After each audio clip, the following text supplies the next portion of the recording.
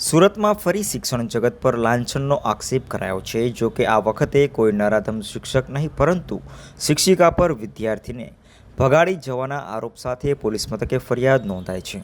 વાત એમ છે કે પર્વત પાટિયા વિસ્તારમાં રાજસ્થાની પરિવાર પતિ પત્ની અને 11 વર્ષીય તથા 7 વર્ષની દીકરા સાથે રહે છે અને કરિયાણાની દુકાન ચલાવી ગુજરાન ચલાવે છે।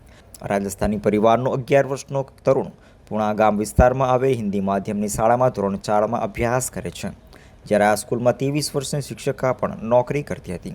આ શિક્ષિકા અને તરુણ એક જ વિસ્તારમાં સોસાયટીમાં રહેતા હતા, જેથી છેલ્લા 3 વર્ષથી તે શિક્ષિકાના ઘરે ટ્યુશન જતો હતો।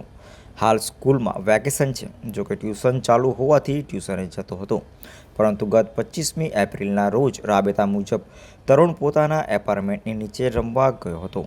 જોકે સાંજ સુધી પરત નહીં આવતા પિતાએ તપાસ શરૂ કરી હતી અને સીસીટીવી કેમેરા ચેક કરતા તેનો દીકરો અને શિક્ષિકા હાથ પકડીને ચાલતા જતા દેખાતા હતા, જેથી તરુણીના પિતા શિક્ષિકાના ઘરે ગયા હતા અને તેના માતા પિતાને પૂછતા તેમણે પણ બપોરે 2 વાગ્યાથી શિક્ષિકા ઘરે આવી ન હોવાનું જણાવ્યું હતું।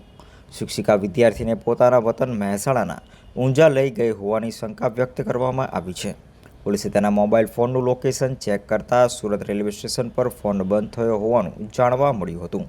જોકે આ અંગે પોલીસે જણાવ્યું હતું કે 6 ટીમ બનાવીને તરુણીની તપાસ શરૂ કરી છે।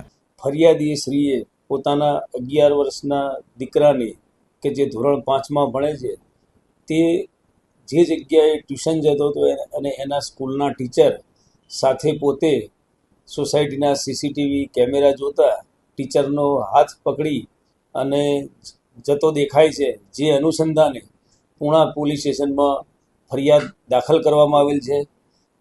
સદરુ દીકરો 11 વર્ષનો છે અને જે ટીચર જે પોતે એને સ્કૂલમાં તેમજ ટ્યુશનમાં ભણાવે છે તેની ઉંમર 23 વર્ષની છે અને એક જ સોસાયટીમાં રહે છે। અને આ બાબતે ફરિયાદીએ પોતાના દીકરા બાબતે ટીચરના માતા પિતાને પૂછતા તેઓએ જણાવેલ કે પોતાની દીકરી બપોરે 2 વાગે ઘરેથી કોઈ કામ અર્થે નીકળેલ છે તેમ જણાવેલ અને દીકરો બી પોતાના ઘરના નીચે રમવા ગયો હતો એ દરમિયાનમાં જતો રહેલો ફરિયાદમાં હકીકત દર્શાવેલ છે અને પૂણા પોલીસે આ બાબતે ગુનો નોંધી અને હાલ તપાસ હાથ ધરી છે।